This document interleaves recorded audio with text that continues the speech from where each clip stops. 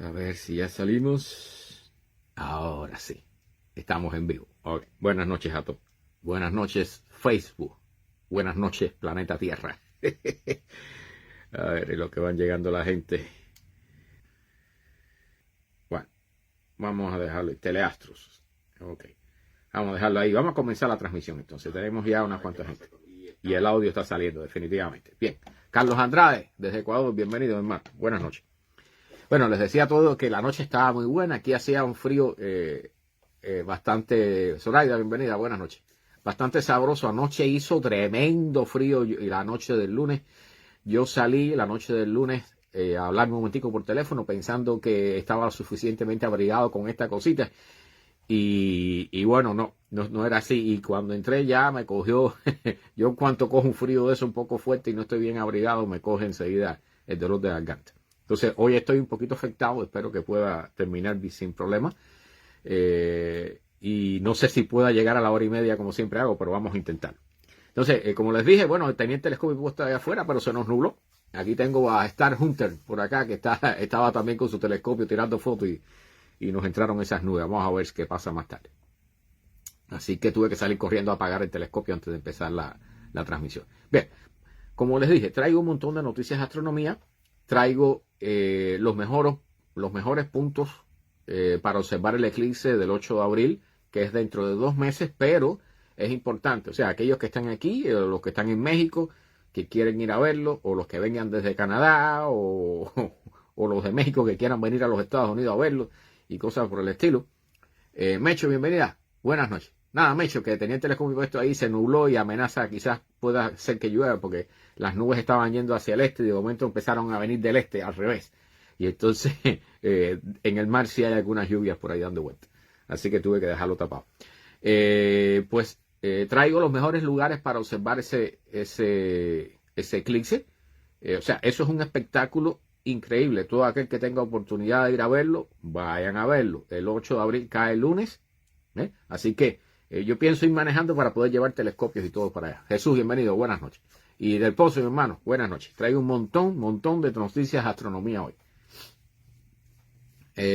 Bueno, no sé si vaya a enfriar más, pero oye, me cogió, les decía que el lunes salí a hablar por teléfono un momentico con Víctor, el amigo que está aquí, y cuando entré ya al otro día, ayer martes, bueno, ayer amanecí con dolor de garganta, tuve que ir a Luis Jenker un momentico, me dijeron que era un virus, que no es COVID ni nada de eso, es un resfriado, ¿no?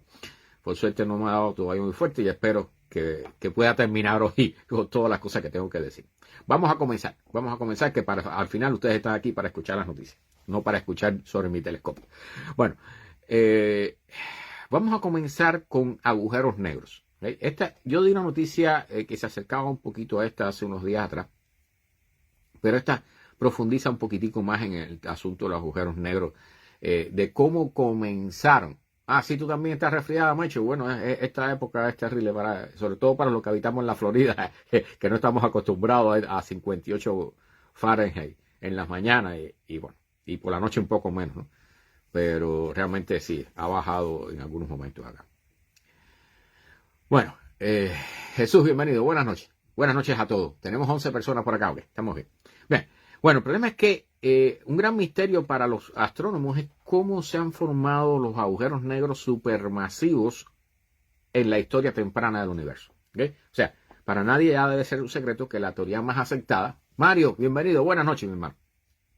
La teoría más aceptada de la historia del universo, en lo que se llama la parte de astronomía que se conoce como cosmología, ¿okay? La teoría más aceptada es el Big Bang.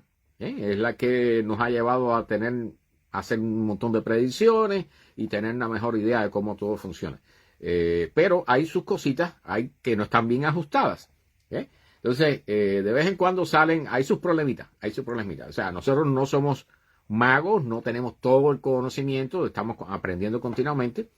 Y por supuesto, en algún momento podemos equivocarnos, ¿no? O descubrir cosas como, por ejemplo, las leyes de Newton, y de momento aparece Einstein con la relatividad. Entonces, o sea, las leyes de Newton era una parte pequeña de la relatividad. O sea, lo que se hizo fue que descubrimos una ley que envolvía y estaba mucho más allá de las leyes de Newton, ¿no? O sea, las leyes de Newton siguen funcionando, no las negó, lo que pasa es que profundizamos en nuestro conocimiento. Bien, la cosa es que ahora, gracias al telescopio James Webb, el supertelescopio que está en órbita, estamos acatarrados todos aquí. A ver, menos mal que no se contamina por el teléfono. Bien, la cosa es que el supertelescopio James Webb, que está a 1 millón de kilómetros de la Tierra, pues ahora las imágenes que está enviando son increíbles. O sea, si pueden llegarse por el sitio web y ver las imágenes, aquello es para deleitarse, ¿no? No hay tanto tiempo para ver todas las imágenes que uno quisiera ver. Pero incluso comparadas con el telescopio Hubble, es maravilla las cosas que están saliendo. La cosa es que descubrimos un agujero negro supermasivo que está muy cerca del nacimiento del universo. Entonces, la pregunta es, ¿cómo puede haber existido algo así? O sea, porque nosotros todavía no sabemos cómo se forman los agujeros negros supermasivos. Puede ser porque muchos agujeros negros se unen o porque en algún momento una nube enorme de gas y polvo se colapsó y se unió para formar un agujero negro bastante grande, ¿no? O sea, hay varios tipos de agujeros negros. Están los tipos estelar. Estelar viene de estrella, tamaño estelar, ¿ok? Que se forman cuando sucede una supernova, una estrella sumamente masiva, explota como supernova y entonces el centro colapsa y forma un agujero negro. Pero los agujeros negros que estamos hablando aquí, los supermasivos que están generalmente en el centro de las galaxias, siguen siendo un misterio. No tenemos idea de cómo se han formado ni con qué velocidad se han formado. Entonces, por ejemplo, el agujero negro supermasivo de nuestra galaxia, de la Vía Láctea, en el que está en el centro de nuestra galaxia, tiene solamente 4,3 millones de masas solares. O sea, habría que coger más de 4 millones de estrellas como el Sol y ponerlas todas juntas en un espacio pequeño. Entonces, la cosa es que estos agujeros negros, los realmente grandes, y les voy a dar el dato, el agujero negro supermasivo más grande que nosotros conocemos se llama TON, T-O-N, como tonelada, ¿no? Osvaldo, bienvenido, buenas noches, hermano. Y entonces, TON 618. Yo no sé dónde salen las siglas TON, tengo que averiguar cuál es el origen de esas siglas, pero TON 618 pesa 66,000 millones de veces la masa del Sol. ¿Okay? Hay que coger 66,000 millones de estrellas como el Sol y ponerlas todas en un solo lugar. Entonces, estos agujeros negros supermasivos son toda una historia. O sea, de hecho, cuando son tan masivos, el famoso fenómeno de la espaguetificación, que sucede cuando tú te estás acercando al horizonte de suceso de un agujero negro, no es tan fuerte. Y entonces estos agujeros negros tan grandes sí pudieran permitir en algún futuro hipotético que nosotros pudiéramos viajar cerca de uno de estos, sí pudieran permitir acercarnos sin ser espaguetificados. Para aquellos que no saben lo que significa eso, aquí cuando estás en la Tierra, tu cabeza está más lejos del centro de la Tierra que tus pies. ¿Okay? Por lo tanto, tu cabeza siente menos fuerza de gravedad que tus pies. Eso aquí no se nota. La diferencia es mínima, es infinitesimal, pero cuando estás cercano a un agujero negro grande de verdad, ¿okay? Incluso los agujeros negros de estos de tipo estelares también sucede. De hecho, ahí es donde más fuerte es la cosa, precisamente porque es más pequeño y está más concentrado. La cosa es que cuando te vas acercando al agujero, al horizonte de sucesos del agujero negro, la diferencia de gravedad que sientes entre tus pies y tu cabeza es tan grande que la fuerza de gravedad comienza a estirarte. ¿Okay? Te ala más fuerte en los pies que en tu cabeza. Entonces, todo lo que va cayendo dentro de un agujero negro termina estirándose y rompiéndose. Y al final lo que queda es una fila de átomos, que también, por supuesto, todos son tragados. Entonces, ese fenómeno se llama espaguetificación por la similaridad con el espagueti, ¿no? Cuando tú lo alargas. Entonces, estos agujeros negros supermasivos, este particularmente que han descubierto ahora, resulta que está tan cerca del nacimiento del universo que no tenemos, o sea, no debe haber crecido por la unión de muchos agujeros negros. O sea, lo más probable que haya ocurrido para que surgiera este agujero negro con tan poco tiempo para poder haber crecido es que una nube enorme de gas colapsó y la estimación es que sería unas 100,000 masas solares, o sea, unas 100,000 masas como el Sol. Y eso después continuaría ya tragando estrellas y gas y polvo, y entonces crecería hasta los tamaños que ahora conocemos actualmente, ¿no? Entonces, esto es una historia que va a continuar. O sea, nosotros todavía no sabemos exactamente, nos estamos acercando poquito a poco a tener una idea de cómo estas cosas surgen, pero realmente este es uno de los objetos más interesantes del universo, los agujeros negros supermasivos. ¿Eh? De hecho, ellos son los núcleos de las galaxias activas, conocidos como cuasares, que significa objeto cuasiestelar, que parecen estrellas, pero que están tan lejos que en realidad son objetos enormes, emiten una cantidad enorme de radiación, pero a la distancia que están tan lejanas parecen estrellitas en el cielo. ¿Okay? Así que ahora quizás nos estemos acercando a tener una idea de cómo fueron creados los primeros agujeros negros supermasivos. Gracias por el consejo. Tengo que tomar miel con limón y de todo, hasta agua oxigenada he hecho gárgara yo. Bueno, la cosa es que también ahora, como dije, hoy traigo muchas noticias de astronomía. Hay unas estrellas misteriosas y bueno, cada vez que vean un nombre o un título de un artículo en internet o en periódico que ponga la palabra misterioso, siempre ponga un poquito de freno, ¿no? Antes de creer todo lo que le dicen. Pero en este particularmente le han puesto estrellas misteriosas que han sido detectadas en galaxias cercanas. Son unas estrellas que se habían predicho teóricamente hace tiempo, pero que hasta ahora no habíamos encontrado ninguna. De momento apareció una que pudimos identificar, y estos se llaman estrellas calientes de helio. O sea, recuerden que el gas más ligero del universo es el hidrógeno, y después está el helio. ¿Okay? Entonces, el helio aquí se usa para inflar los globitos estos que usted compra para la fiesta, y que salen flotando, ¿no? Pero en el caso de las estrellas tienen un ciclo de vida que comienzan, por supuesto, cuando se crea una estrella, comienza con grandes cantidades de hidrógeno, ciertas cantidades de helio, y así se van reduciendo en la medida que se habla de compuestos de elementos más pesados. Entonces, el helio, generalmente los compuestos más pesados se van hundiendo hacia el núcleo de la estrella, por efectos gravitatorios. Entonces, lo que sucede con estas estrellas es que son estrellas que han sido desnudadas de la capa exterior de hidrógeno y se queda nada más que el núcleo con una gran cantidad de helio. ¿Okay? Se queda un núcleo caliente de helio, y así es como se llaman, estrellas de helio caliente, para decirlo así. ¿Okay? Entonces, el mecanismo de cómo estas estrellas son desnudadas, se les quitan las capas exteriores y se queda nada más el núcleo, no está claro todavía. Entonces, ni siquiera estaba claro si estas estrellas existían. Entonces, descubrimos una y ahora resulta que hemos descubierto más de 25 de estas estrellas en las galaxias satélites de la Vía Láctea, en las dos nubes de Magallanes, la nube pequeña y la nube grande de Magallanes, que hay que ir hacia el hemisferio sur para poderlas ver, que se ven a simple vista, incluso es un espectáculo maravilloso. ¿Bien? Y entonces, ahora también nos estamos tratando de acercar, por suerte, a tratar de entender cómo es que se forman estas estrellas. ¿Okay? Porque hay un par de posibilidades. ¿Okay? Una es que estén en pareja, y entonces la pareja le empieza a robar las capas exteriores de hidrógeno, que eso sucede en muchísimos casos. ¿Okay? Entonces están hablando incluso que las predicciones dicen que hasta 1/3 de las estrellas de la Vía Láctea pudieran ser de este tipo de estrellas, y no lo estamos encontrando en esas cantidades. ¿Okay? O sea, hay algún problema ahí con la teoría. Pero, o sea, así es como avanza la ciencia en este tema, ¿no? En astronomía. Buscando en el cielo con telescopios. Entonces, ahora, quizás que hemos descubierto ciertas cantidades de estas estrellas, podemos entonces comenzar a hacer un estudio estadístico para tener una idea de cómo es que se formaron.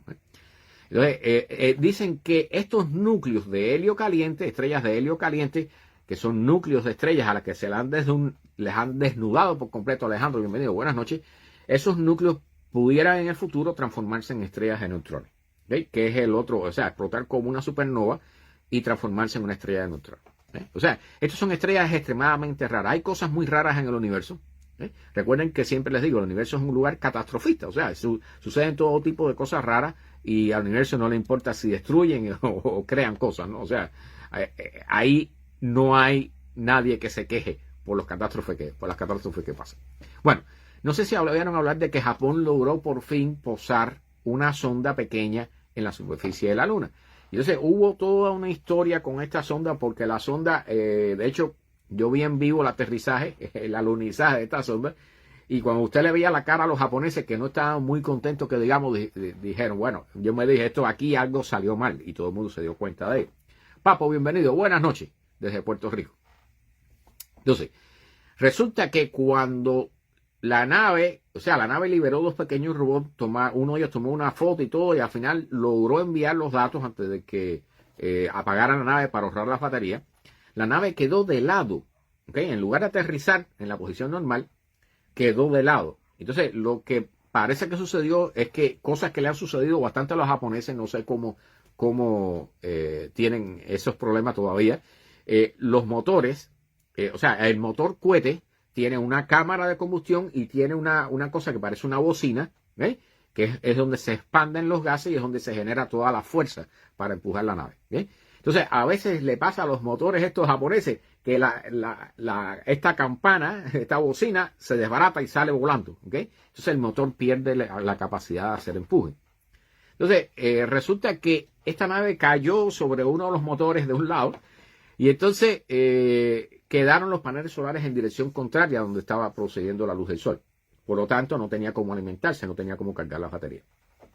Así que, la buena noticia es que como los paneles quedaron hacia el lado oeste de la luna, cuando la luna comenzó a girar, ¿okay? El sol comenzó a darle a los paneles y unos días después, pues entonces la nave revivió. Y los japoneses lograron recibir, incluso pudieron hacer unos experimentos que tenían programados, lo que sí no han tratado de enderezar la nave, ¿okay? O sea, evitando que se les vaya a poner de cabeza, entonces sí se echa a perder todo, ¿no? Pero lo que están diciendo ahora es que, esta nave es la primera vez que se hace un aterrizaje con tan alta precisión en la superficie de la Luna.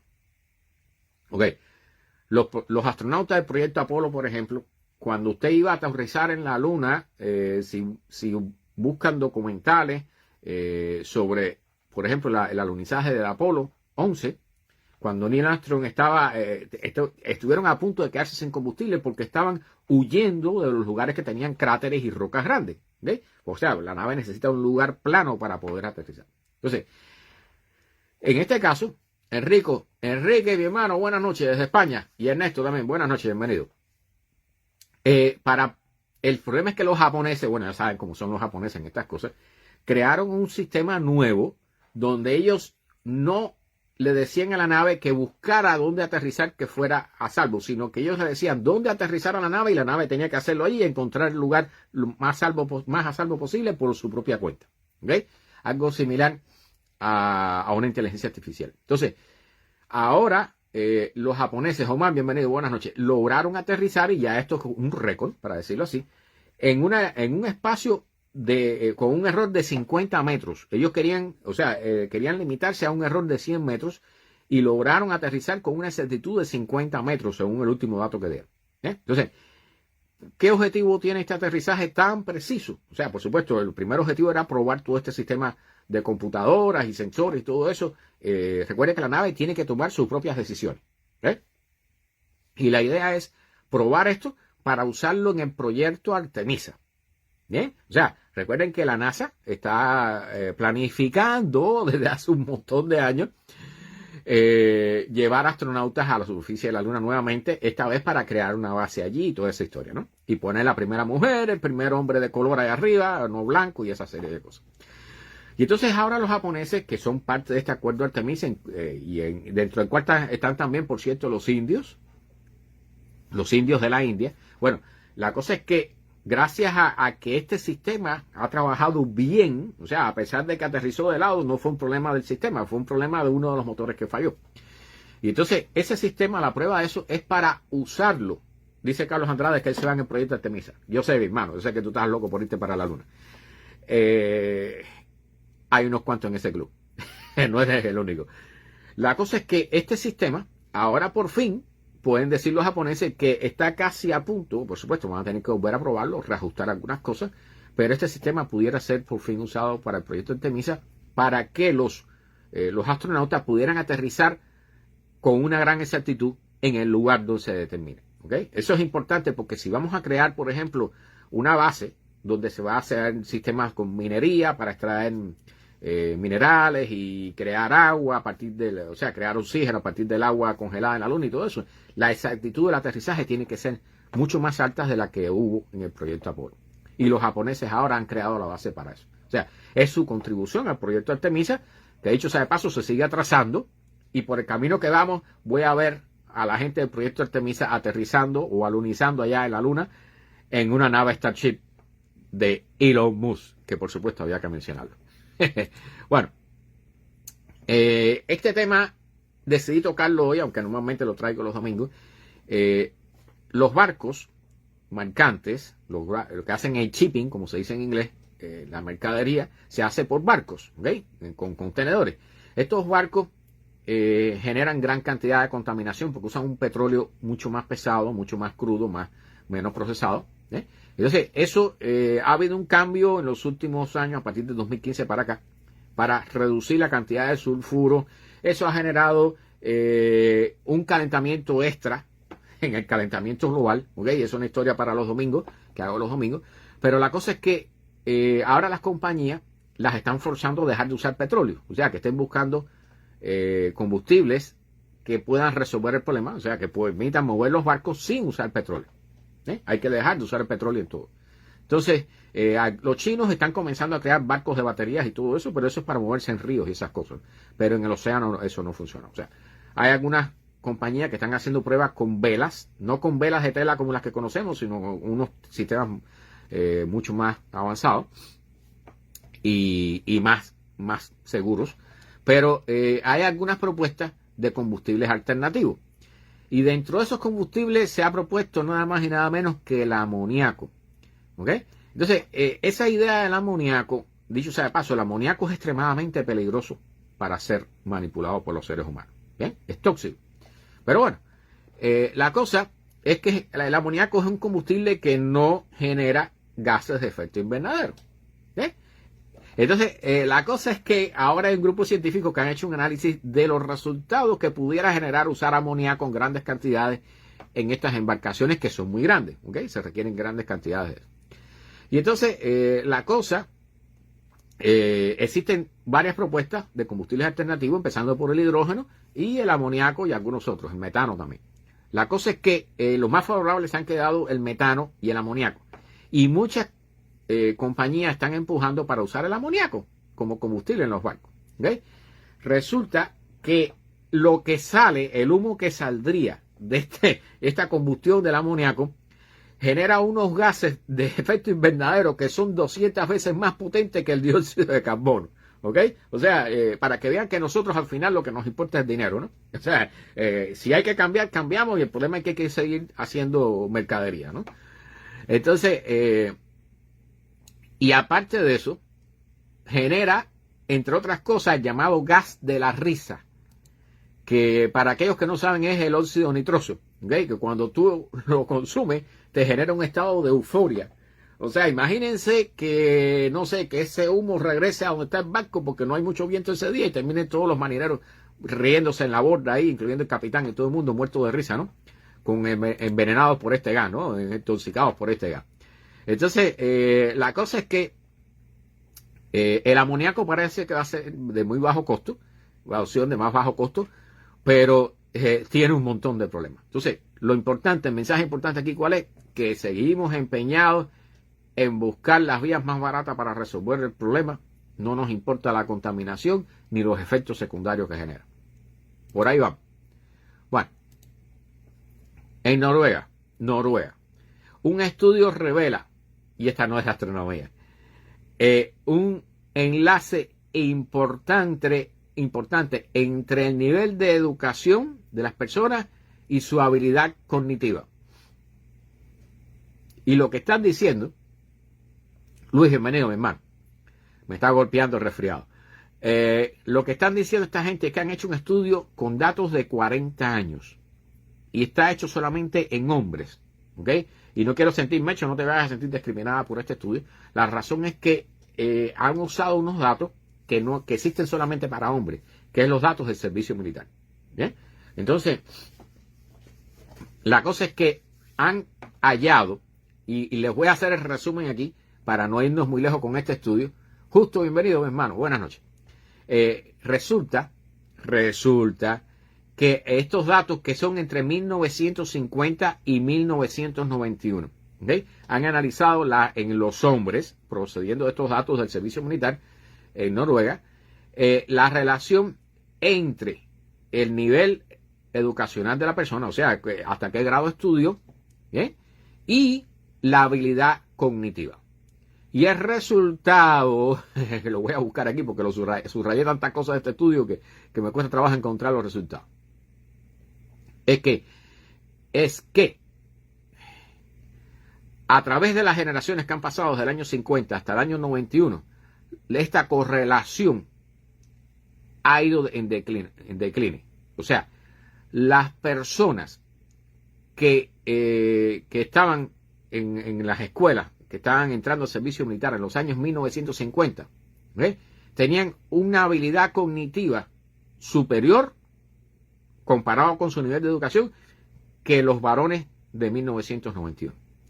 Lo que están diciendo es que en la medida que ha ido avanzando el tiempo, que nos ha ido entrando la modernidad, el hecho de estudiar va elevando menos la habilidad cognitiva de las personas, en este caso de los machos, varones masculinos.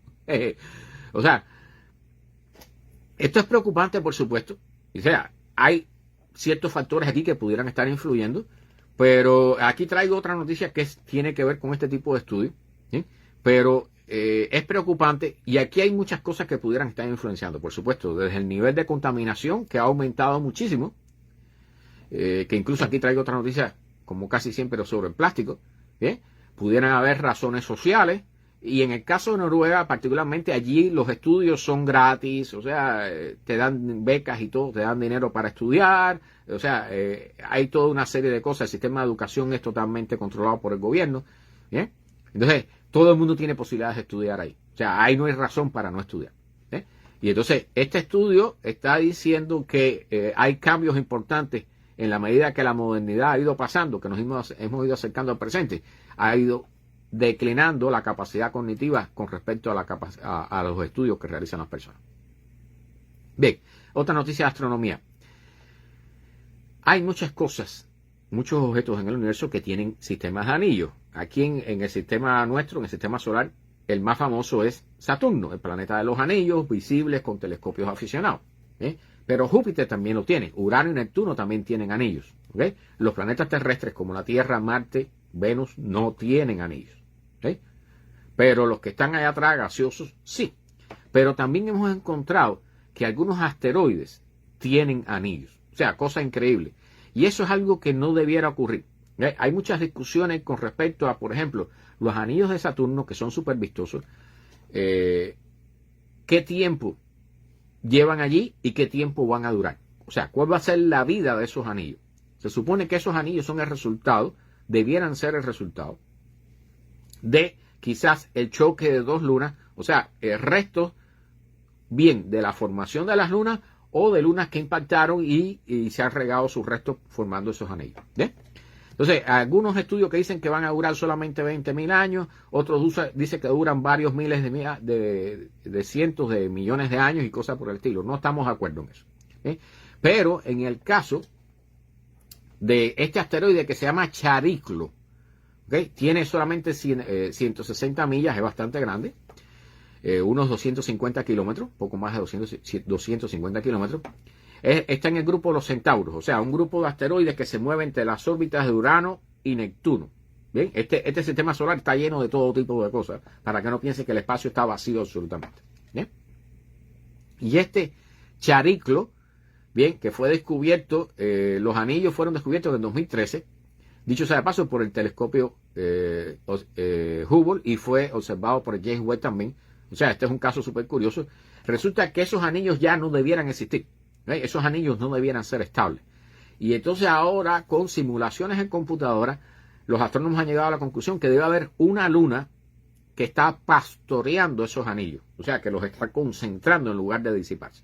Entonces, para aquellos que no tienen idea de esto, o sea, por ejemplo, en Saturno, en el planeta Saturno, hay muchas lunas que le llamamos lunas pastoras, que están pastoreando los anillos y hacen que los anillos mantengan su forma o tengan una forma a veces un poco ondulada. ¿Bien? Entonces, estas lunas se llaman lunas pastoras.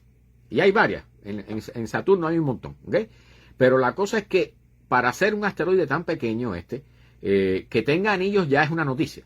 Pero el hecho de que esos anillos además no se hayan disipado es otra. Y eso implica que debe haber allí al menos una luna que está pastoreando, que está concentrando, que está cuidando esos anillos y que no hemos descubierto todavía. O sea, esta es la clásica historia de los cálculos matemáticos, como sucedió, por ejemplo, con Plutón, como sucedió con Neptuno, que fue descubierto por cálculos matemáticos. O sea, se dijeron, hay que buscar en tal zona y ahí se encontró, ¿no?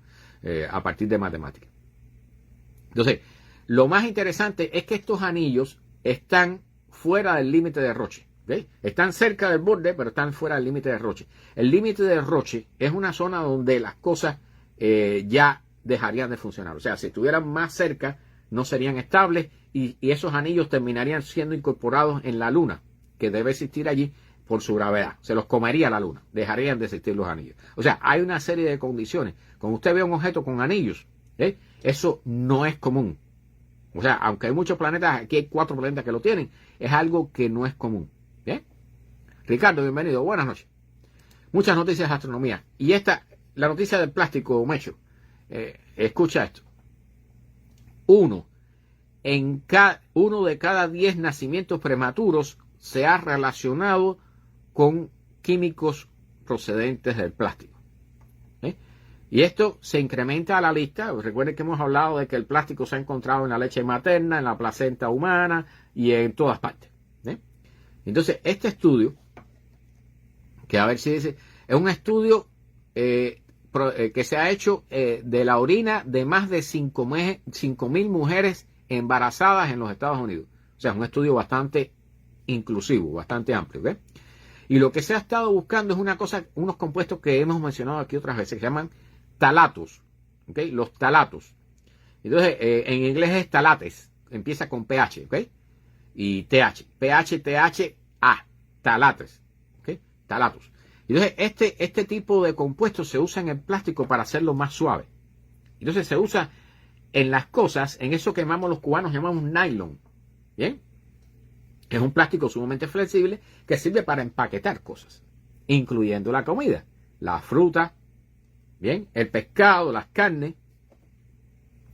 Y entonces dicen que el problema es que estos talatos son reconocidos hace ya mucho tiempo, hace unos cuantos, más de 20 o 30 años.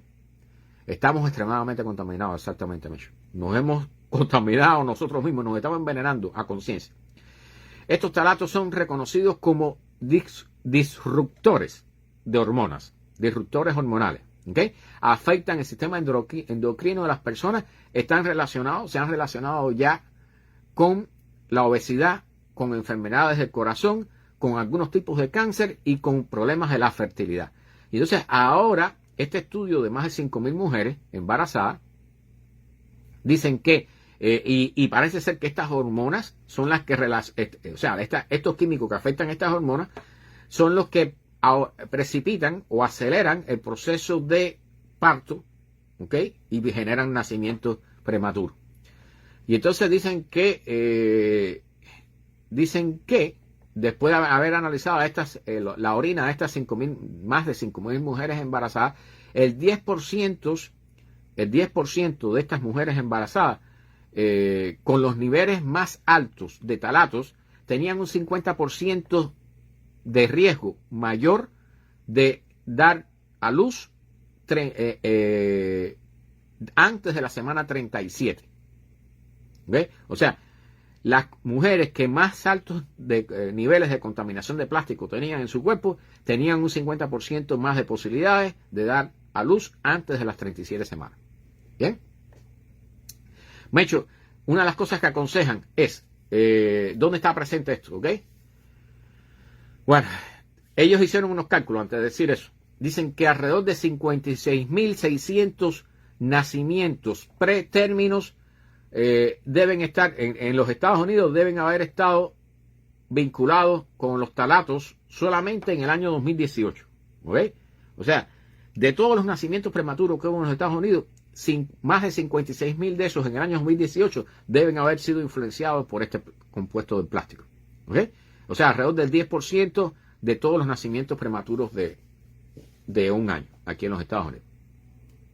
Por supuesto, los bebés nacen con menos peso y dicen que los costos estimados de la exposición al ftalato con este problema de los nacimientos prematuros generan un costo entre 1.6 y 8 billones de dólares en gastos médicos.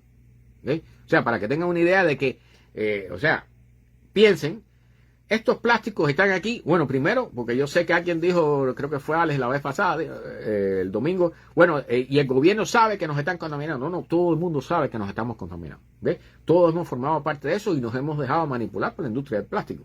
Entonces, hay personas que se han hecho millonarios en la industria del plástico, pero ¿cuánto nos cuesta indirectamente, por ejemplo, solamente esto? Los nacimientos prematuros, del 10% de los niños prematuros, por contaminación de plástico, generan un gasto entre 1 y 8 billones de dólares. Gastos médicos. ¿Ves? O sea, generan un montón de problemas, además de que estos niños, por supuesto, después no van a ser normales el resto de su vida, ¿no? Puede ser que no lleguen a tener una vida normal. Entonces, dicen que esto debe estar sucediendo en todas partes del mundo, porque este estudio se hizo aquí en los Estados Unidos. Dicen que más de 3/4 de la exposición a los ftalatos proviene del plástico, más de 3/4 partes de la contaminación, de la exposición de las personas a los ftalatos. Y dicen que, sugieren un ban, ¿no? Una prohibición a nivel global de este tipo de uso en los plásticos.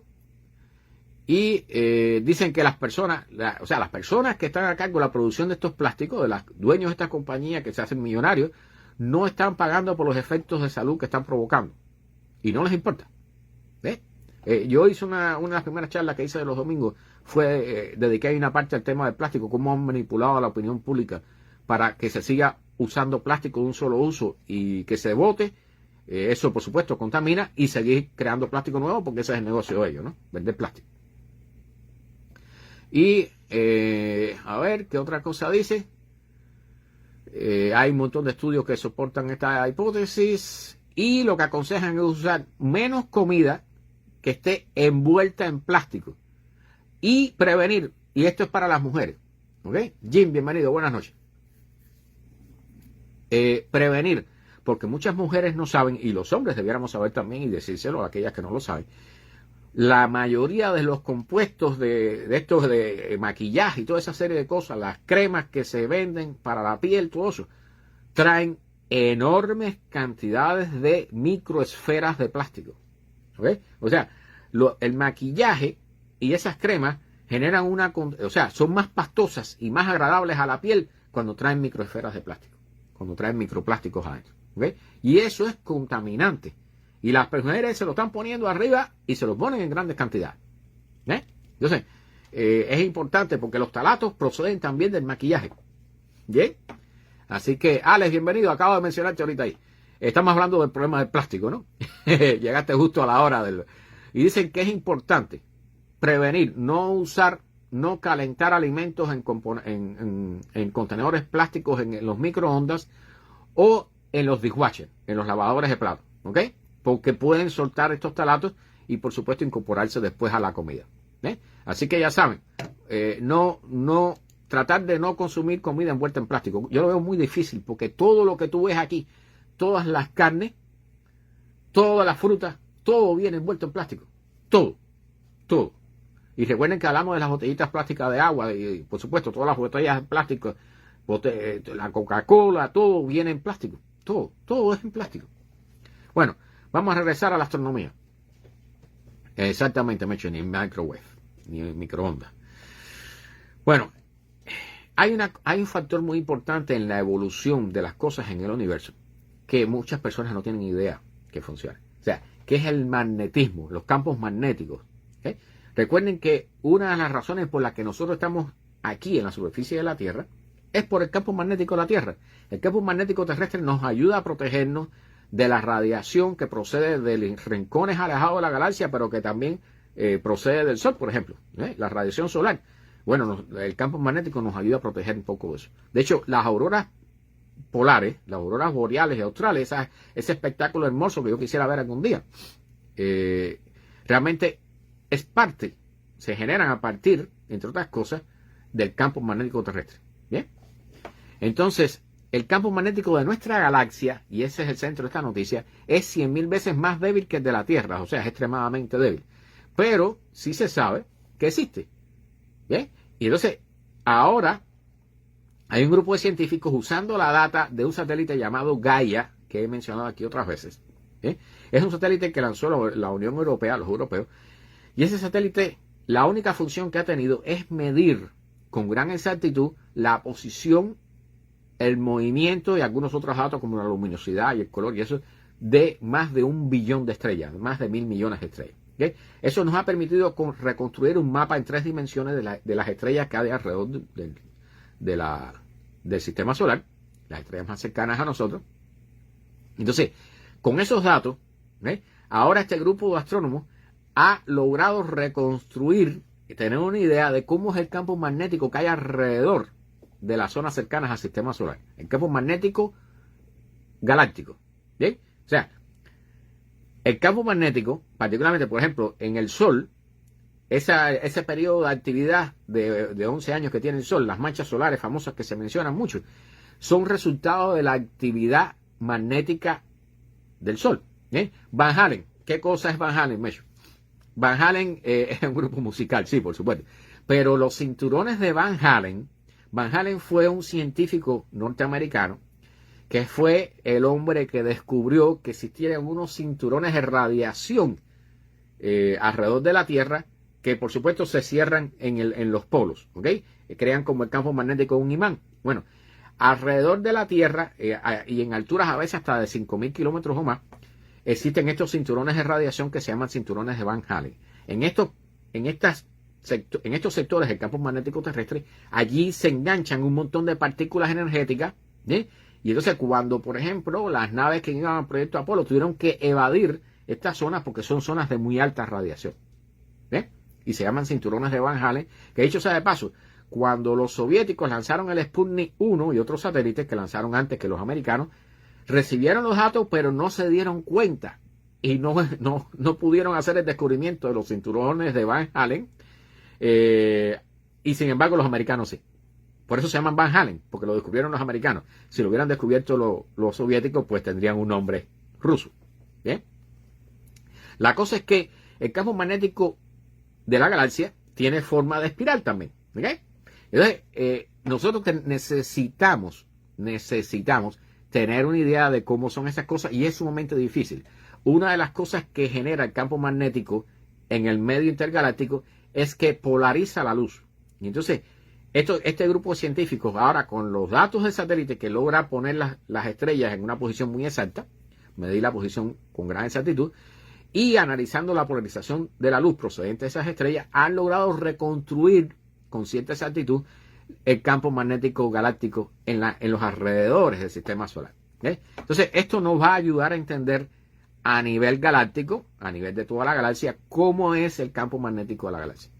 Este es otro avance. O sea, esto no nos va a decir mucho por ahora, pero nos ayuda a comenzar a entender esto que es sumamente importante. Los campos magnéticos en el universo juegan un papel importantísimo en la evolución de los objetos estelares, por ejemplo, en el nacimiento de las estrellas, aquí en el caso nuestro, en las tormentas solares. ¿Bien? O sea, el campo magnético es mucho más importante de lo que las personas se piensan.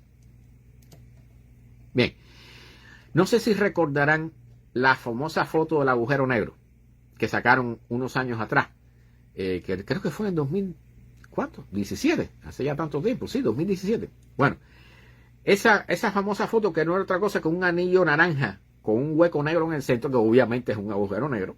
¿Bien? El agujero negro no se puede ver porque es negro, se traga toda la luz y por lo tanto, si hay algo que no genera luz, que no irradia luz y no refleja luz, tú no puedes verlo, es absolutamente negro. Entonces, ahora han repetido esa foto, han sacado con nuevos datos y han logrado ver, o sea, el agujero negro sigue siendo negro, pero el anillo de luz que hay alrededor, han logrado ver cómo se va moviendo y ha cambiado en una magnitud, a ver, creo que de 60 grados.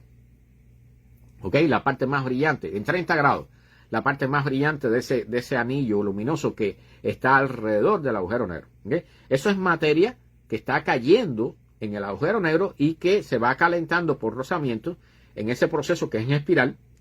Bien, va chocando los granitos de polvo y las moléculas de gas van chocando una con otra y se van calentando. Y se calientan tanto en este proceso que generan hasta rayos X. ¿Bien? Entonces, gracias a eso podemos observarlo. Ahora, ¿cómo es que se ha logrado la imagen de este agujero negro que está a una distancia, creo que a 50 y pico de millones de años luz de nosotros? Bien, que por aquí estaba la distancia, la marqué. M87 es la galaxia. ¿Ven? La cosa es que dicho ese paso, yo le hice una foto no hace mucho. La cosa es que necesitamos un radiotelescopio, porque esto no se hizo en ondas luminosas, se hizo con señales de radio. Un radiotelescopio que tenga el diámetro del planeta Tierra. O sea, que la antena tuviera el diámetro del planeta Tierra. Eso no es posible hacerlo, obviamente. Pero lo que han hecho los científicos es usar lo que se llama como interferometría. O sea, usar un montón de radiotelescopios en diversas partes del planeta Tierra, recibir toda la señal de este agujero negro a la misma vez, sincronizarla con relojes atómicos de alta precisión, relojes muy precisos, y entonces después procesar todo eso matemáticamente. Ese es un proceso que lleva 1 año, 2 años o más a veces de trabajo para lograr hacer todos los cálculos que hay que hacer, ¿bien? Y generar la imagen final. Y entonces, ¿qué es lo importante de esto? Bueno, que por primera vez logramos tener y después reconfirmar imágenes de un agujero negro que, aunque sean en imágenes de radio, ¿okay? Es lo mismo que haberlo observado en visual, ¿no? O sea, al final el resultado es el mismo. Logramos confirmar las predicciones de Einstein, confirmar la teoría que tenemos sobre agujeros negros y todo eso. O sea, hay un montón de cosas allí que estamos logrando confirmar. Bien, no sé si es por 8ª vez ya, hemos logrado ver un asteroide o un meteorito que está a punto de entrar en la atmósfera, detectarlo antes de que entre y tener una idea, hacer cálculos rápidamente y tener una idea de dónde va a caer. ¿Sí? Entonces, ahora hubo un pedazo, un asteroide, porque es bastante pequeño, que cayó el 21 de enero de este año, de 2024, en Berlín, en Alemania. ¿Okay? O sea, sabíamos dónde iba a caer y al final, bueno, lograron no solo seguir su traza y determinar dónde iba a caer, sino que un grupo de científicos fue a la casa a ver si encontraban pedazos. Y lo más difícil, o sea, los encontraron. Ariel, bienvenido, buenas noches. Encontraron los pedazos que ya es un meteorito. No importa, después te enganchas y ves las noticias anteriores. Estos pedazos de meteorito que ya encontraron, les costó trabajo a los científicos, a los astrónomos encontrarlo, porque normalmente, dicho sea de paso, cuando un meteorito entra, que es generalmente un pedazo de roca o a veces es metálico, ¿okay? Por fricción con la atmósfera, por la velocidad tan grande que trae, se derrite. Entonces hay una capa exterior que está tan caliente que se derrite y forma una capa más oscura que es derretida y después se enfría cuando impacta con la Tierra. ¿Okay? Entonces esa pátina, esa capa exterior, es típica de los meteoritos. Pero en este caso, este meteorito es un meteorito tipo, creo que es acondrita. Sí, una acondrita, pero de un tipo particular que se llama aubrita. ¿Okay? La cosa es que la capa exterior es de un vidrio transparente. ¿Okay? Se funde, el material que lo compone, cuando se funde, lo que genera, cuando se enfría, es algo transparente, es como un vidrio. Entonces a los astrónomos incluso les costó trabajo encontrarlo, y hasta que no llegaron unos expertos y comenzaron a buscar en la zona, y encontraron el primero, entonces todos los demás que estaban buscando, fue que se dieron cuenta de qué cosa tenían que buscar. ¿Okay? Y al final encontraron bastantes restos de este meteorito, y están ahora en el proceso de analizarlo, ¿no? O sea, los meteoritos son una parte importante de la historia del inicio del sistema solar. ¿Bien? O sea, a través de ellos, de la mayoría de ellos, podemos estudiar cómo eran los inicios del sistema solar. Hay algunas excepciones que son meteoritos procedentes de la Luna, otros procedentes de Marte, y nos permiten estudiar, bueno, la Luna hemos traído muestras, pero de todas formas nos ayuda a obtener unos cuantos datos extras, y los meteoritos marcianos, que proceden de Marte, de algún evento apocalíptico catastrófico que ocurrió en Marte, ya sea una erupción volcánica o el impacto de un asteroide grande, y lanzó pedazos de Marte al espacio, esos giraron alrededor del Sol y en algún momento cayeron aquí en la Tierra. O sea, hay fuentes de meteoritos de todo tipo, Y esta es una historia curiosa. La primera cuasiluna cuasi luna. O sea, no es una luna, es casi una luna. Y entonces, la primera cuasi luna del sistema solar ha sido oficialmente nombrada SOSB. Jorge, bienvenido, buenas noches. Y les voy a deletrear el nombre, que es bien raro. ZOOZVE. SOSB. ¿Ok? Con Z.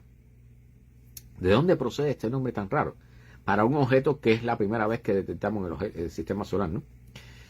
Pues de un niño. O sea, un niño le recibió, el hijo de un astrónomo, por cierto, recibió un póster del sistema solar y entonces al astrónomo le llamó la atención que el niño le había puesto un nombre a lo que parecía ser una luna del planeta Venus. El planeta Venus no tiene lunas, no tiene satélites. ¿Bien? Entonces, el astrónomo, en lugar de decir, bueno, el niño se equivocó, estaba jugando y una fantasía de chamaco, ¿no? Pues se interesó, ¿por qué le puso ese nombre y por qué tiene una luna Venus? Y eso, Venus no tiene luna. Entonces empezó a averiguar y entre una de las cosas que hizo fue buscar en Google a ver si existía algún objeto que se llamaba SOSV, ZOOZVE, y no había ninguno. Y entonces, cuando habló con otro amigo astrónomo de él, este le dijo, no, espérate un momentico, eso no es SOSV. Ahí lo que dice es el número oficial de catalogación de este objeto, cuando se descubrió, que en realidad es 2002, que es el año en que se descubrió, VE.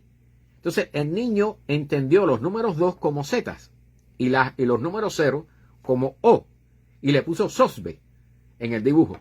Resulta que entonces este astrónomo se puso a chequear este objeto, y resulta que este objeto es un asteroide que sigue en una órbita similar a la órbita del planeta Venus. O sea, está a una distancia del Sol similar a la de Venus y tiene una órbita muy cercana a la órbita de Venus.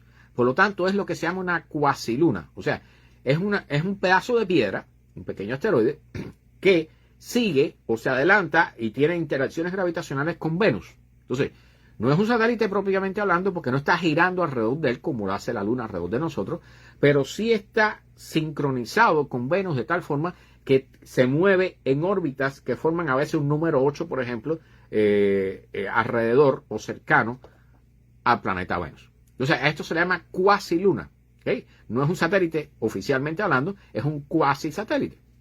Y adivinen el nombre que la Unión Astronómica Internacional le puso a este cuasi satélite. Le puso SOSV, como el niño le puso en su dibujo, ¿no? Y esa es una historia sumamente curiosa. O sea, las historias de los nombres en el sistema solar, hay todo tipo de historias ahí sumamente curiosas.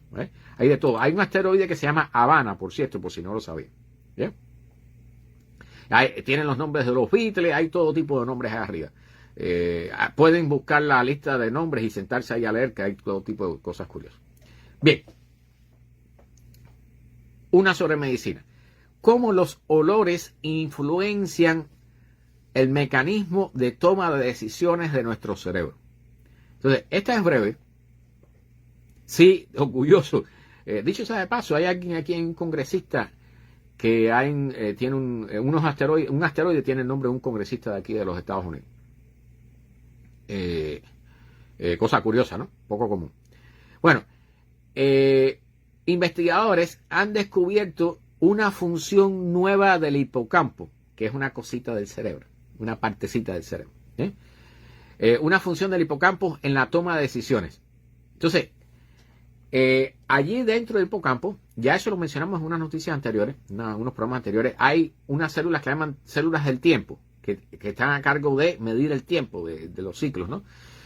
Y resulta que estas células del tiempo pueden ser estimuladas por olores. Y esos olores, esa estimulación de olores de estas células del tiempo, pueden determinar decisiones de go, no go. O sea, hacer o no hacer cierta acción.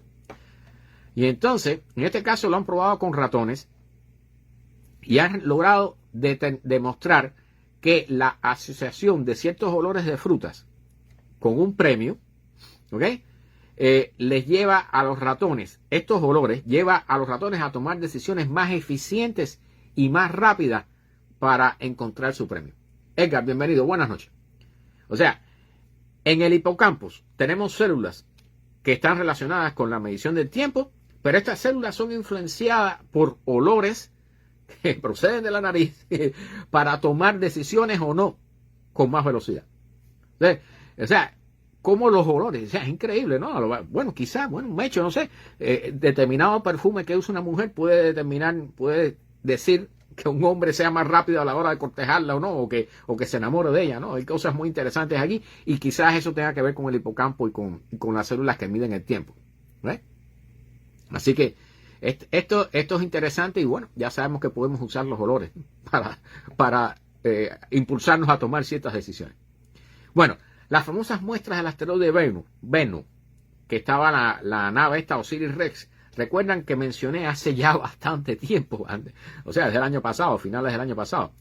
La NASA tiene una nave que se llama Osiris-Rex, que bueno, pasó cerca de la Tierra y lanzó una cápsula con muestras de un asteroide. Esas muestras estaban cerradas con unos tornillos, 12 tornillos creo que eran, y 2 de ellos estuvieron trabados. Entonces la NASA tuvo que desarrollar una herramienta especial, mejor dicho, para poder zafar estos tornillos, porque no había forma, estaban trabados los 2 últimos tornillos. Al final lograron zafar estos tornillos y lograron extraer las muestras. Y entonces, de estas muestras, le dieron a científicos de una universidad, que no sé si aquí dice, bueno, no tiene mucha importancia ahora. Lo importante, la Universidad de Arizona. ¿Okay? Recibieron 200 miligramos, ¿okay?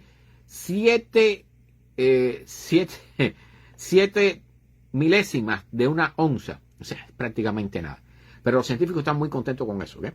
Entonces, en esas 7 milésimas de onza hay 1000 partículas que son más grandes de medio milímetro, 28 partículas que tienen alrededor del tamaño de 1 centímetro y algunas partículas que tienen hasta 3.5 centímetros, como una piedra. ¿Ya? Entonces están súper contentos con eso, pero resulta que cuando se han hecho los primeros análisis químicos de estas piedrecitas, de este polvito, han encontrado cosas muy diferentes a los típicos componentes de los meteoritos. ¿No ves? O sea, recuerden que esto es un asteroide. Es lo que llaman un montón de escombros. O sea, un asteroide que está compuesto por muchas piedras que están unidas por la gravedad. Piedras y polvo. ¿No ves? Han encontrado grandes cantidades de fosfatos. El fosfato es algo imprescindible para la vida. Bien, es parte importante de la evolución de la vida. Nosotros estamos llenos de fósforo dentro. ¿Okay? Ya, no es que nos vayamos a quemar ni nada de eso. Pero dentro del ADN y los ATP y todas esas cosas, la P del ATP es fósforo. Y eso nos da energía. Es parte del mecanismo energético de la célula. La cosa es que el fósforo ha sido detectado en muchos mundos que tienen océanos. Vamos a poner un ejemplo. Encelado, una de las lunas de Saturno, una de las lunas más interesantes de Saturno, es una luna que tiene un gran océano, o sea, tiene un núcleo sólido, tiene un gran océano que puede tener más de 100 kilómetros de profundidad y después una capa de hielo de agua, que separa ese océano del espacio, porque no tiene atmósfera. Esa capa de hielo tiene kilómetros de espesor también. La cosa es que ya sabemos que en esa agua allá abajo hay fosfatos, o sea, eso pudiera ser un indicador de vida. Pero lo interesante es que este asteroide, que es un montón de escombros, resulta... Wow, me está dando la gripe. Bueno, la cosa es que este montón de escombros, de este asteroide, que es un montón de escombros, tiene pedazos que parece que proceden de algún planeta o de alguna luna que tenía océanos. Y esto es preliminar, esto no es definitivo. Alberto, bienvenido, buenas noches. Pero es un dato súper interesante. O sea, imagínense entonces que en algún momento esa luna o ese planeta que contenía océanos debe haberse desbaratado. Y sus pedazos, uno de sus pedazos, bueno, formó parte de este asteroide y ahora esos pedazos han sido traídos hacia la Tierra y están siendo investigados. ¿Ves? Entonces, puede ser una de las posibilidades. O sea, el hecho que contenga fosfato puede ser una huella de que esa luna o ese planeta que se dejó de existir en algún momento por impacto, posiblemente, tal vez pudiera contener vida, pudiera haber contenido vida. O sea, bacterias, pececitos, cangrejitos, quién sabe. ¿Eh? Total especulación, ¿ok? No hemos descubierto vida fuera de la Tierra todavía. Bueno, otra noticia de astronomía.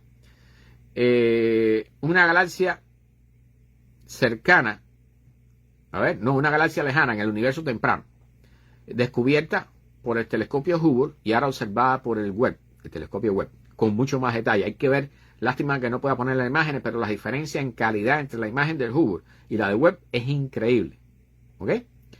Y entonces resulta que esta galaxia que es una galaxia que se va a haber formado bien temprano en la evolución del universo, pero está cercana a nosotros. Le llaman la galaxia Wolf-Lummark-Melotte.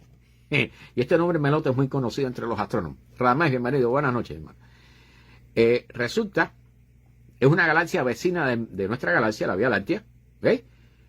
Pero se supone que muchas de sus estrellas se formaron más de 13.000 millones de años atrás. O sea, justo después del inicio después de la formación del universo. ¿Okay?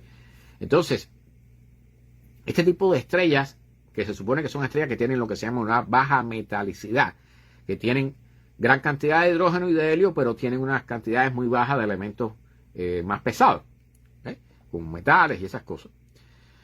Resulta que esta galaxia que está cercana, ahora están investigándola con el telescopio James Webb, y entonces han logrado caracterizar con gran detalles los constituyentes de estas estrellas y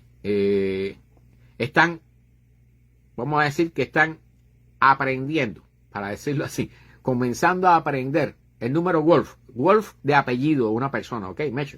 O sea, estos la galaxia la llaman WLM, porque obviamente decir el nombre es un problema, ¿no? Wolf-Lummark-Melotte, los tres son apellidos, ¿ok? En astronomía los nombres, caballeros, no me pregunten, hay de todo ahí. Como hay tantos objetos en el universo, hay estrellas que tienen solo números de catálogo. ¿Okay? Y ahora están logrando, por primera vez, gracias al telescopio James Webb, penetrar en los profundos, en las profundidades de esta galaxia y analizar estas estrellas con gran detalle, la composición de ellas. ¿Okay? Esto nos pudiera dar una mejor idea de cómo fueron las primeras estrellas que se formaron en el universo. ¿Okay? O sea, todo esto son datos que estamos logrando obtener ahora. ¿Bien? Vámonos a biología. Acaban de encontrar cuál es la receta para iniciar el desarrollo en un feto, ¿okay? de las extremidades, las narices, las orejas, los brazos, las piernas y otras cosas que son también apéndices. Particularmente el caso de los hombres, ¿no? La cosa es que no se conocía exactamente el mecanismo, se tenía una idea aproximada, pero han llegado a la conclusión que hay un tipo, o sea, una mezcla de 3 tipos de proteínas, que no sé si darle los nombres: PRDM16, ZBTB16 y LIN28A. Y hay una cuarta proteína que se llama LIN41 que acelera el proceso de formación de las extremidades. Entonces, ¿cuál es la importancia de esto? Esto lo han puesto a prueba, por supuesto, en discos, ¿no? O sea, en laboratorio. Pero la cosa es que esto tal vez en el futuro nos pudiera llevar a regenerar personas que han perdido brazos, eso quizás nos ayudaría a regenerar eso. Todo este tipo de experimentos con las famosas células madre, ¿no? Y la cosa es que, o sea, donde se ponen estas proteínas, ahí surge algo, una extremidad o una oreja o algo, ¿no? En dependencia del tipo de células madres, de la inclinación que tengan las células madres que hayas puesto ahí. Entonces, resulta que estamos acercándonos a tener la posibilidad no solo de entender el mecanismo, que ya ahora comenzamos a entenderlo, el mecanismo de generación, ¿no? Cómo se generan estas cosas en la superficie, sino que en el futuro, ¿qué día? En el futuro pudiéramos incluso, por ejemplo, y esto es total especulación, pero es una posibilidad, o sea, ya que ahora sabemos cuál es el mecanismo, para niños que vengan fetos que tengan problemas de desarrollo de sus extremidades o algo, pudiéramos incentivar su desarrollo de ciertas partes. Entonces, esto por supuesto, esto es la primera vez que se logra este resultado. Estamos en los comienzos, pero es una buena noticia para todos aquellos que han perdido algo, ¿no?, en su parte de su cuerpo. A ver, vamos a el aloe vera, muy conocido entre las mujeres y las viejitas y eso, que les gusta hacer cocimiento y todo ese tipo de cosas.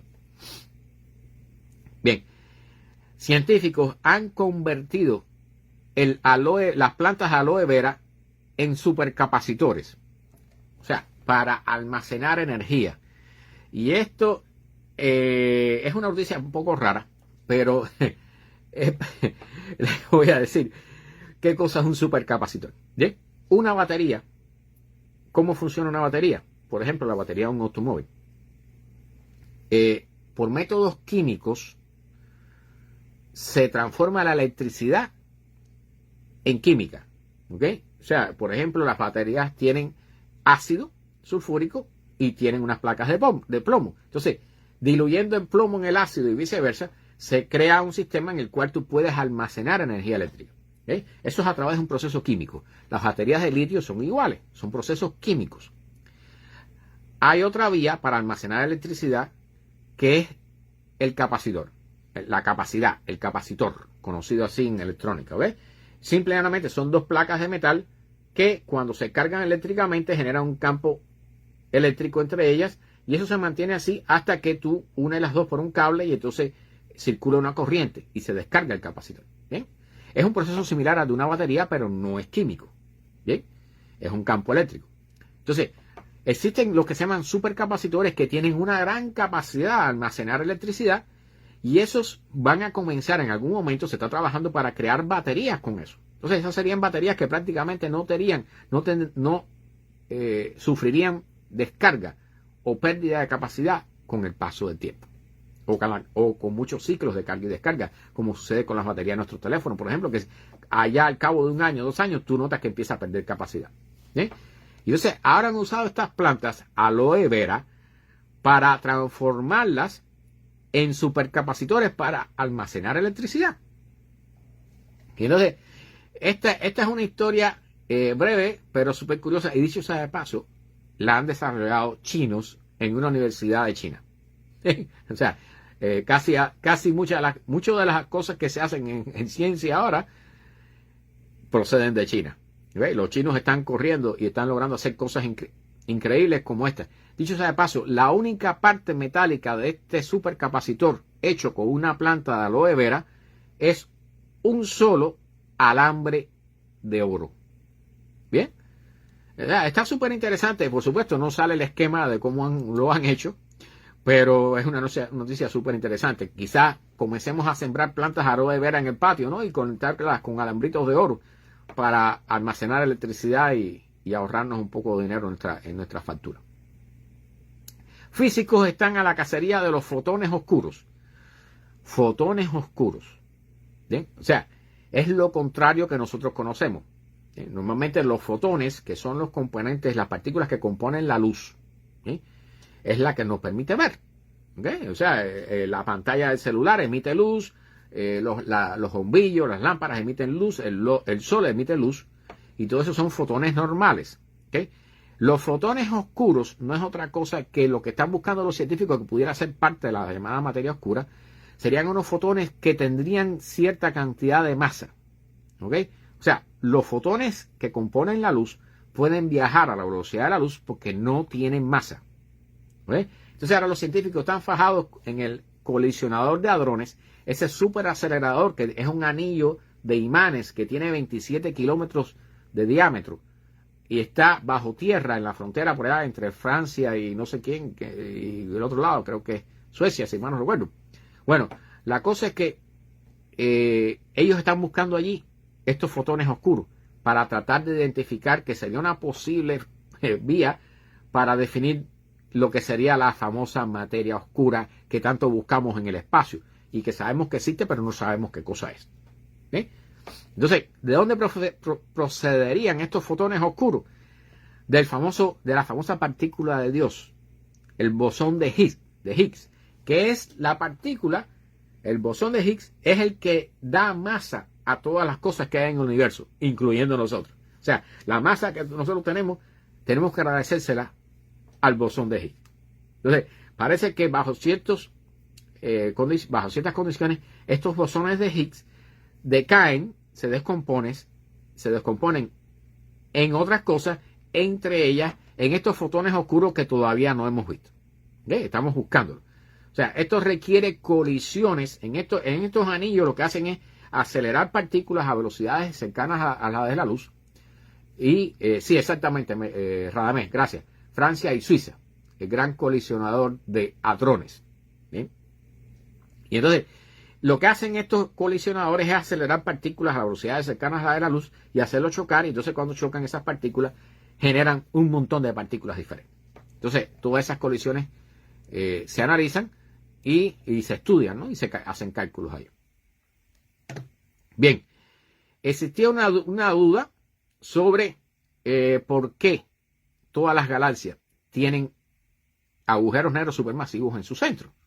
¿Sí? O sea, no estamos claros por qué, pero la otra duda que existía era quién fue primero. O sea, aquella famosa expresión de si fue primero el huevo o la gallina. ¿Sí? En el caso de las galaxias y los agujeros negros supermasivos que están en su núcleo, todavía los astrónomos se están preguntando quién fue primero, quién originó a quién, quién generó al otro. ¿Okay? No está claro si los agujeros negros se formaron primero y entonces alrededor de ellos se comenzó a formar una galaxia, o si es que las galaxias se formaron y por algún mecanismo se formaron los agujeros negros supermasivos en el centro. O sea, la primera noticia que hablamos también tenía que ver con esto. O sea, no estamos claros la procedencia de los agujeros negros supermasivos. Entonces, han estado observando la dinámica del movimiento. ¿Okay? Dicho sea de paso, el huevo fue primero que la gallina. Recuerden que antes que las gallinas, ¿okay?, estaban los dinosaurios y ya los dinosaurios tenían huevos. ¿Okay? Bueno, esa es la respuesta para el huevo o la gallina. Ahora, este grupo de astrónomos ha observado 61 galaxias, las ha estudiado 61 galaxias con núcleos activos, o sea, que tienen agujeros negros supermasivos en el centro y que están tragando materia. ¿Okay? Y han hecho una serie de estadísticas y la conclusión a la que han llegado es que los agujeros negros parece que crecen junto con la galaxia. ¿Okay? No que uno es primero o el otro, no, sino que uno forma parte del otro. Hay algún mecanismo ahí de realimentación que hace que cuando crece la galaxia, crece el agujero negro y viceversa. ¿Okay? Entonces, parece lineal la relación, que es como dicen los científicos, ¿no? Entonces, esto todavía no está absolutamente claro, pero hemos logrado avanzar un poquitico más en el conocimiento. O sea, los agujeros negros supermasivos en el centro de las galaxias crecen junto con las galaxias. Ya sabíamos que había una relación entre ellos, pero ahora parece que la relación es mucho más lineal. ¿Okay? En neurociencia, la inteligencia artificial, y esta creo que es la única noticia que traigo de inteligencia artificial hoy, han logrado enseñar a una inteligencia artificial, o sea, modelos de lenguaje, que es lo que usamos ahora, ¿eh?, en la misma forma que aprende un niño. ¿Qué es lo que han hecho? O sea, y esto está súper interesante. Grabaron a un niño, y por supuesto no es a lo largo de toda su infancia, ¿no? Le pusieron cámara y grabaron en ciertos momentos cómo el niño aprendía a usar cosas y aprendía a llamar cosas, ¿ok? O sea, el proceso de aprendizaje de un niño. Y están hablando aquí, no sé si dice la edad, creo que es hasta 2 años. No dice el límite de edad del niño. Fue un solo niño el que sometieron a este experimento, ¿ok? Y la cosa es que esas grabaciones de video, con esas, se las introdujeron a la inteligencia artificial y resulta que esta inteligencia artificial, con los datos procedentes de ese único niño aprendiendo, logró aprender de forma similar a como lo hizo el niño el lenguaje humano. Y entonces, con esto han logrado demostrar, por supuesto, todavía nosotros no tenemos idea de cómo las inteligencias artificiales funcionan adentro en esa que llaman caja negra, ¿no? Pero ahora este es un resultado sumamente interesante. O sea, nos puede acercar a cómo una inteligencia artificial aprende, y parece ser que aprende de forma similar a como lo hace un niño humano. ¿Sí? Entonces, esto también nos va a enseñar, por supuesto, nos puede enseñar cómo los niños aprenden. ¿Sí? O sea, esto es al igual que los agujeros negros con las galaxias, hay una relación entre ambos, ¿no? Y los 3 puntos que han sacado estos investigadores es que las inteligencias artificiales pueden ser entrenadas con grabación de una videocámara tomado del aprendizaje de un solo niño. ¿Ok? Que de esta forma la inteligencia artificial puede aprender un número significativo de palabras y conceptos a pesar de que la captura de video solo contenga el 1% del tiempo que el niño está despierto. O sea, las grabaciones son bastante breves. ¿Ok? El estudio utilizó una red neural multimodal que combina aprendizaje lingüístico y visual, ¿no? Para tratar de replicar lo mismo que aprende un niño, por supuesto. Y este estudio está retando, o sea, está diciendo que la creencia tradicional de que para enseñar a una inteligencia artificial hay que darle muchísima cantidad de datos, ¿ok? Puede que esté equivocado. O sea, con unos datos mínimos se puede entrenar una inteligencia artificial y lo acaban de demostrar. De hecho, el año pasado se había estado haciendo cálculos diciendo que las inteligencias artificiales, como están creciendo exponencialmente, que ya llegaría un momento, y que pudiera ser este año o el año que viene, que no habrían suficientes datos en toda la Internet que nosotros usamos, en toda la Internet mundial, no habrían suficientes datos para entrenar las inteligencias artificiales de los próximos años. ¿Okay? Y este estudio está diciendo lo contrario. O sea que con muy poca cantidad de datos pudiéramos entrenar a una inteligencia artificial. Y esto es una buena noticia, pero también es una mala noticia. ¿Eh? O sea, para el caso de las inteligencias artificiales que se vayan a usar para propósitos militares, puede entrenarse fácilmente. Las que se vayan a usar para cosas que sean negativas en lugar de positivas, pudieran desarrollarse rápidamente, pudieran aprender rápidamente. O sea, el potencial de la inteligencia artificial cada vez es más fuerte, más grande. Esta es la otra, esta es la otra noticia sobre inteligencia artificial. Gemini en español. ¿Bien? La inteligencia artificial de Google, dicen esta gente, los que trabajan allí, particularmente este señor que se llama Colin Murdoch, que es uno de los jefes del equipo de este grupo de inteligencia artificial de Google, dice que Gemini está por encima ya de ChatGPT. ¿Okay? Del último que salió. Dicho sea de paso, ChatGPT es la aplicación de computadora, o sea, el app más fuerte, el más triunfante de toda la historia de las aplicaciones de computación. O sea, el que más rápido ha crecido, el que mayor cantidad de gente ha instalado, el que mayor cantidad de personas han usado. ¿Sí? Entonces, resulta que ahora esta Gemini dicen que tiene cosas que la hace superior a ChatGPT. Le llaman Gemini y es una combinación de DeepMind con otra. O sea, es una combinación Google Brain con DeepMind. Eso que eran de Google. O sea, ellos antes, cuando se dieron cuenta que ChatGPT salió y se dieron cuenta que estaban atrás, ellos se activaron y comenzaron a unir los dos equipos que tenían y generaron esta Gemini. ¿Ves? Y entonces dicen que esta inteligencia artificial, que es una inteligencia artificial generativa en modo multimodo, ¿okay? Para decirlo así. Julio, bienvenido, buenas noches. Puede generar texto, códigos de computadora, imágenes, audio y video. ¿Okay? Y puede, para los niños, por ejemplo, el ejemplo que ponen aquí, para un niño que esté estudiando para un examen. O sea, escribe las respuestas a las preguntas que le dan para los problemas de práctica. Entonces, lo único que tiene que hacer es tomar una foto de eso y entregársela a esta Gemini, a esta inteligencia artificial. César, mi hermano, buenas noches.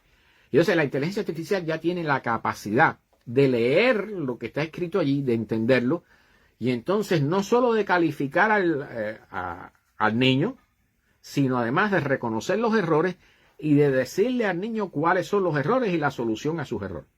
¿Ves? O sea, leyendo lo que está en el papel a partir de una imagen. ¿Ves? Miren al punto donde estamos llegando. ¿Bien?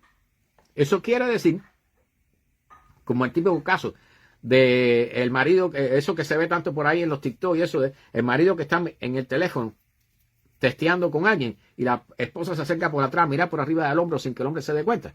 Bueno, así vamos a estar nosotros. O sea, ya cualquier cosa que nosotros pongamos en una pantalla no tiene ni que estar no tiene ni que salir en formato de texto para que pueda ser capturado por una inteligencia artificial. Eso quiere decir que cada vez el famoso término de la privacidad, esa preocupación eterna por la privacidad de los integrantes de la sociedad moderna, eso va a ir desapareciendo. ¿Okay? Ya ni aunque escribas a mano, vas a poder evitar que lean con una cámara lo que tú escribiste. ¿Okay? Y por supuesto, a la vez que es descifrado por una inteligencia artificial, eso está en forma de texto en todos lados. Tengo aquí, bueno, esta es una historia que yo no sabía, pero que eriza los pelos. Entre los años 1930 y 1970, o sea, no es tan viejo, está bastante reciente. Exactamente, me he hecho la privacidad. Eso es algo que ya pueden ir olvidándose de eso. Entre 1930 y 1970, un tercio de las mujeres de Puerto Rico fueron esterilizadas, algunas en contra de su voluntad. ¿Ves? O sea, cuando Puerto Rico fue adquirido por los Estados Unidos, era un lugar extremadamente pobre, y entonces una de las estrategias desarrolladas por el gobierno de los Estados Unidos fue esterilizar las mujeres para evitar que la población creciera. O sea, trataron de que muchos de los puertorriqueños emigraran hacia los Estados Unidos y los que se quedaron allí, una parte de las mujeres las esterilizaron. O sea, la historia está horrible, ¿no? O sea, está fea, pero ver las cosas que se han hecho en la historia de la humanidad, incluyendo con personas que son propias que son parte de la población de tu nación. Y el gobierno no ha tenido reparo en hacer cosas, no sé si saben el caso de cuando se hicieron las primeras pruebas atómicas aquí. Antes de lanzar la bomba atómica o incluso después de lanzar las bombas atómicas en Japón. A veces se cogían a soldados norteamericanos, y después de la explosión atómica los ponían a caminar hacia el centro de la explosión atómica. O sea, no a llegar hasta el punto donde explotó la bomba, porque eso era un desastre allí, pero sí a probar la resistencia del ser humano con la radiación procedente de una explosión nuclear, con seres humanos. Y eso, bueno, creo que han pedido disculpas a los militares y todas esas cosas, pero sí, se han hecho barbaridades de todo tipo en la historia de la humanidad, ¿ok? Experimentos con personas, bueno, ¿qué les voy a decir? Bueno, para los que quieran, repito, y les voy a decir ahora los puntos, para los que quieran observar el eclipse total de sol que habrá dentro de 2 meses, ¿ok? 8 de abril de este año, eclipse total de sol que va a empezar por México, pero va a pasar por la mitad de los Estados Unidos. ¿Sí? Para aquellos que quieran verlo, yo pienso ir a Texas, no estoy seguro todavía. Les voy a dar los lugares, algunos lugares de posible observación y donde va a haber actividades para observar el eclipse. En Texas, la base radar, no sé qué cosa es, pues el que quiera, yo le envío el enlace con todos los datos. ¿Okay? Recuerden que me lo pueden pedir en los comentarios. La duración del eclipse total de sol va a ser aproximadamente de 4 minutos hasta 4 minutos y medio. 3-4 minutos. ¿Okay? Entonces, el festival de música Texclixe, Texas y eclipse, ¿no? Texclixe. Hay un festival de música dedicado exclusivamente a este eclipse. ¿Okay? Va a estar en Texas. A ver, va a ser unos mejores lugares, o sea, con más posibilidades de estar despejado para esa fecha.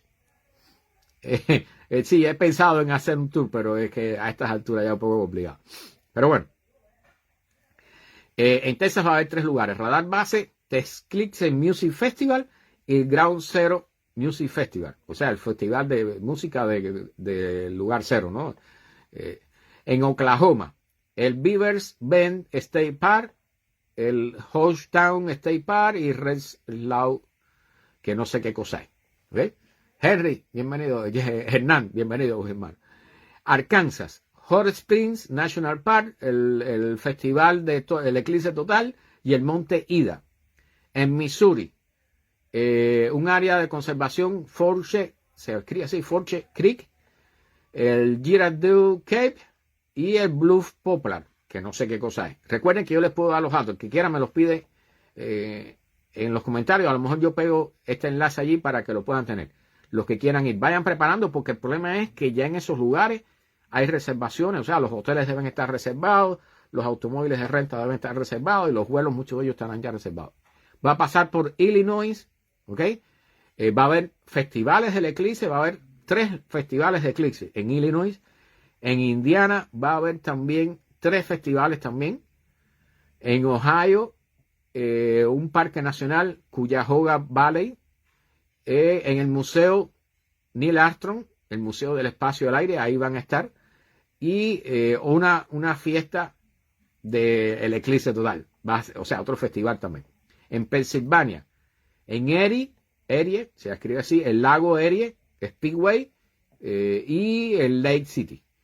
En Nueva York, en el Rochester Museum and Science Center, en el Parque Estatal de las Cataratas del Niágara, ¿okay? O sea, ahí va a ser un lugar interesante si no se nubla. Y en el Embrace the Dark, Génova, en Nueva York. En Vermont, en Whiteout, Jay Park Resort, o sea, Richford y St. Albans City. En New Hampshire, en Pittsburgh, Connecticut Lakes State Forest, en Maine, 3 lugares también, uno de ellos en Houlton y algunos otros lugares. Entonces, esta lista yo voy a postearla en los comentarios aquí, a ver si no se me olvida, espero acordarme si no me lo recuerdan. Está el mapa del eclipse y está toda esta colección de los lugares fundamentales donde va a haber festivales para observar el eclipse. O sea, esos festivales se vende comida, va a haber música y todo eso, ¿ves? Aquellos que quieran participar. Yo prefiero ir a un lugar más tranquilo para poner mis telescopios y hacer las fotos que voy a hacer. ¿Bien? Y para terminar, hablé 2 estudios sobre el problema de las habilidades cognitivas. Un nuevo estudio vincula el optimismo a bajas habilidades cognitivas. Y esto está súper interesante. O sea, hay muchos libros por ahí y muchos videos de TikTok, de YouTube, aquí en Facebook, personas que dicen, sé optimista para obtener mejores resultados en tu vida. ¿Ves? O sea, sé positivo, sé optimista. Mientras más optimista y más positivo seas, mejores resultados vas a tener. Bueno, Julio, no sé, yo pienso ir a Texas, ¿ok? Para ver. Bueno, la cosa es que han demostrado en este estudio que ser excesivamente optimista está asociado con habilidades cognitivas más bajas. ¿Ves? Tanto en fluencia verbal como en razonamiento, en razonamiento numérico y en capacidad de memoria. ¿Okay? O sea, las personas más optimistas tienen menos capacidad de memoria, menos capacidad de razonamiento numérico, menos capacidad de razonamiento fluido, dicen aquí, y menos capacidad verbal. ¿Okay? Entonces dice que particularmente, las personas que son muy optimistas en cuestiones financieras tienden a tener mayor cantidad de fracasos financieros. Entonces dicen que las expectaciones financieras realísticamente optimistas, a decirlo mezcla de inglés y español, pueden llevar a niveles excesivos de consumo o de deuda, particularmente en tarjetas de crédito, por ejemplo, y todo ese tipo de cosas. Y a cantidades insuficientes de ahorro. ¿Ves? Entonces, ser extremadamente positivo no es precisamente bueno. ¿Ves? Este es un estudio científico que vincula estadísticamente estas dos cosas, Pero ya saben, ¿no? Cuando escuchen a alguien decir, no, tienes que ser muy positivo. No, hay que ser positivo, pero hay que estar con los pies en la realidad. ¿Ok? Y este estudio se hizo en el Reino Unido en más de 36.000 núcleos familiares. 36.000 núcleos familiares. Y la conclusión es esa, que mientras más positivo pienses, personas que piensan demasiado positivo, tienden a fallar y a tener un menor nivel cognitivo. ¿Ok? Dice Mecho que hay 3 tipos de optimismo. Optimismo disposicional, optimismo explicativo y optimismo poco realista. ¡Wow! Vas a tener que explicarnos eso un día, Mecho. Bueno, la cosa es que este estudio parece que habla, este estudio es vinculado al optimismo exagerado, ¿no? Que no sé si será el cuarto tipo, que debe ser parte del optimismo un poco realista, ¿no? O sea, que te piensas que eres muy bueno, pero que en realidad no lo eres en algo que vas a hacer, ¿no? Así que es una mala noticia, sobre todo para aquellos que hacen videos que tienen muchas vistas. Eso ya de paso, estos videos cogen muchísimas vistas y las personas piensan que, o sea, estoy sintiéndome inspirado para ser mejor. Y en realidad ser súper optimista puede ser un problema, más que otra cosa. ¿Ves? Puede llevarte a tener pérdidas, no solo pérdidas en el sentido de la habilidad cognitiva, sino también pérdidas económicas. ¿Ves? Así que ya saben, no seas tan optimista. Como dicen por ahí, que hay, a ver si me acuerdo bien, cada uno de los muertos que hay en el Everest fue en su momento una persona muy optimista de que iba a llegar a la cima, ¿no? Entonces, no quiero ser muy negativo, pero el mensaje encaja con este estudio, ¿no? O sea, cada una de esas personas que no llegaron a la cima, en su momento eran personas que estaban muy optimistas y muy impulsadas a desarrollar su sueño, ¿no? Entonces, es importante tener los pies en la realidad, damas y caballeros. Como bien dicho, Mecho, bueno, después nos explicas un día de esto cuáles son los 3 tipos de optimismo que no sabía que existían. ¿Okay? Está muy interesante eso. Y por lo menos ya sé que hay un tipo de optimismo que es no realista, ¿no? Muy poco realista, que es el que realmente debemos evitar, por lo menos, ¿no? Si tenemos un optimismo realista, entonces podemos acercarnos un poquitico más a la realidad, ¿no? Y poder tener quizás un poco más de éxito en las cosas que estemos haciendo. Así que, nada, 1 hora y media. Duré la 1 y media aquí sin tener problema con el habla. Así que, exactamente, Zoraida, balancear las cosas. Es importante. Yo siempre le digo a la gente, o sea, es muy importante, y a veces yo peco de lo contrario, de ser muy objetivo, muy realista. Particularmente, por ejemplo, cuando les hablo en las noticias los domingos sobre el cambio climático o los problemas que vienen para el futuro. Lamentablemente soy muy realista y tiendo a ser muy objetivo. Y a veces es malo, ¿no? Porque puede ser deprimente y toda una serie de cosas. Así que, como bien dice Zoraida, hay que aprender a balancear un poco de todo, ¿no? Porque es importante. O sea, la salud física es importante, pero la salud mental también. Y realmente, para poder navegar en la vida, que los aspectos financieros son importantes, pero también los aspectos espirituales y de todo tipo, ¿no? Sí, Julio, vamos a preparar el viaje a Texas. Estoy pensando en ir a Texas, realmente. Hasta ahora, ¿no? A ver si no se me atraviesa nada por el medio. Recuerda que aquí uno siempre está vinculado con el trabajo, complicado con el trabajo y otras cosas. Pero más o menos por ahí pienso estar, por ahora. Así que nada, enfóquense en el eclipse, aquellos que quieran ir. Se dice que va a ser uno de los eventos más vistos aquí en los Estados Unidos. Antes se decía que era el de 2017, el eclipse del 2017, pero ahora dice que va a viajar un montón de gente. Hay compañías aéreas que no las mencioné, que están sugiriendo, invitando a volar en ciertos vuelos que se supone que pasen por la sombra de la luna, ¿ok? O que puedas ver la sombra de la luna moviéndose desde el aire sobre la Tierra. Entonces, pueden buscarlo. Yo eso lo vi hace una semana y pico, un poco más. No sé si puedan encontrar ese artículo.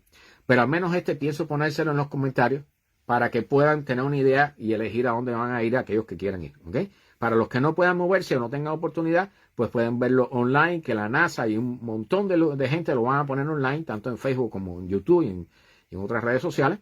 Y va a haber canales de televisión, por supuesto, que lo van a transmitir, ¿ok? Este es un evento que nadie debiera perderse porque es poco común y es impresionante.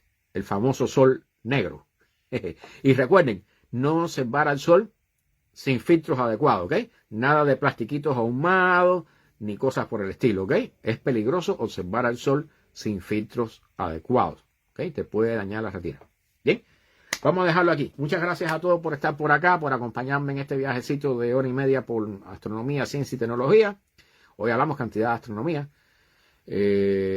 Pero nada, los invito, como siempre, todos los miércoles aquí a las 8 de la noche en vivo en Facebook. Esto se sube en Spotify después. Pienso subirlo mañana. Y recuerden que los domingos a las 8, hablando del cambio climático, que bueno, el pasado hablé un montón de cosas interesantes y creo que el que viene vamos a retocar el tema del posible colapso de la humanidad, esas cosas, porque hay unas cuantas cosas apareciendo por ahí. Así que nada, nos vemos el domingo a las 8, aquellos que quieran participar de la hora y media de charla sobre el tema. Y si no, pues nada, nos vemos el próximo miércoles a las 8. Bien, gracias por los likes, por los corazoncitos. Por favor, compartan si pueden, que eso siempre me ayuda un poquito. Y nada, nos vemos el próximo miércoles. Chao, feliz noche a todos, que descansen. Y mañana a trabajar, con frío o sin frío. Chao, buenas noches. Nos vemos.